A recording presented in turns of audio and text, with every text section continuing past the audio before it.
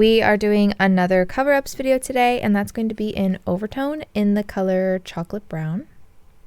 So I have my swatches here in the color of the rainbow. So our first swatch is pink, our second is red, orange, yellow, green, blue, and purple.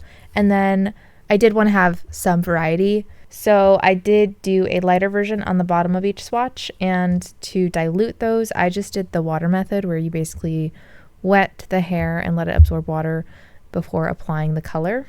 So for each of our color of the rainbow, we have a darker and a lighter version. And previous to me dyeing these swatches, they were all platinum blonde swatches, so they have been chemically colored and will absorb better than virgin hair would, essentially. So what I'm gonna do is I'm just gonna take the Overtone in chocolate and I'm just gonna apply it to every single swatch, no diluting or anything. And as usual, everyone's hair is different, so everyone's hair could take color differently, plus different screens and monitors can make the colors look different, especially in undertone, so please just use my video as a reference for how this could turn out for you.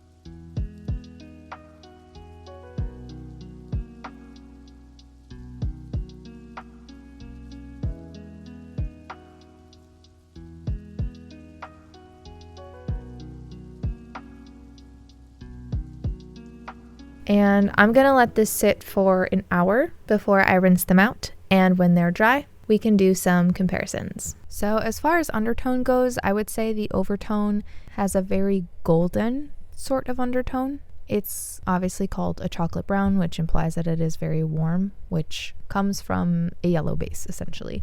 And I will warn that this dye is quite thick. There's a couple of my swatches where I'm not sure if they look the way that they do because of how I applied it, or if it's just the colors struggling against each other, but we'll get there when we get there. So first we're gonna start with the pink. I would say, like, if I had to pick my favorite swatch out of all of them, I would probably pick the pink one because hypothetically, if you're choosing the Overtone, you probably want a nice warm brown. And I think the pink definitely keeps it without it being too much in any direction, if that makes sense. So it's not too yellow, it's not too red, it's like still warm. Then the red swatch. In certain angles, I really feel like the top half of the red swatch does pull kind of auburn, with that fading away a little bit on the ends where there's less red. Then the orange swatch is one of the swatches where I definitely see a lot of color coming through, so I can't tell if I just applied it badly or if the Overtone is struggling a little bit to adhere over the orange.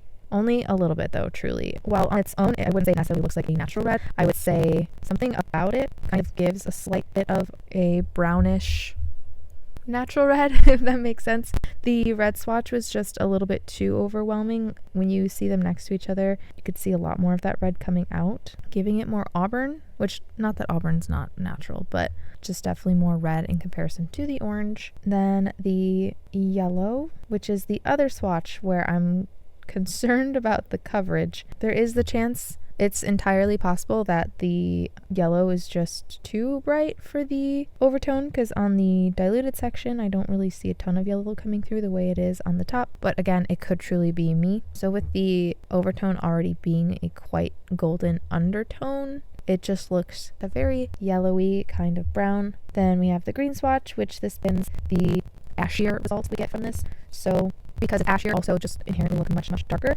If you're wondering if I see any green, I actually don't. I'm sure next to the other swatches it probably does pull a little bit more green, but I don't see any like actual green coming through. But obviously then it cools down the brown quite a bit, almost making it look like a black brown. Then the blue swatch is our darkest swatch. So similar to green, it's a very like blackish brown. I feel like I do see a tiny bit of blue coming through, but not very much. It just looks like a very, very cool toned dark brown.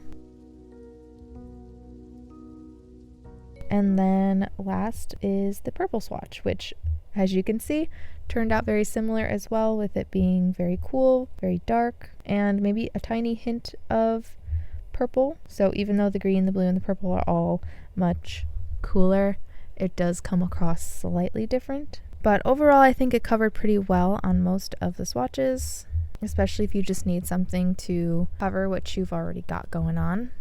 If you'd like to see me do any other cover-ups or just feature any other dye on my channel, feel free to use my Google form linked down below. I'm also open to different ideas as well. Thank you so very, very, very much to my patrons, and thank you so very much for watching, and I hope to see you in my next video.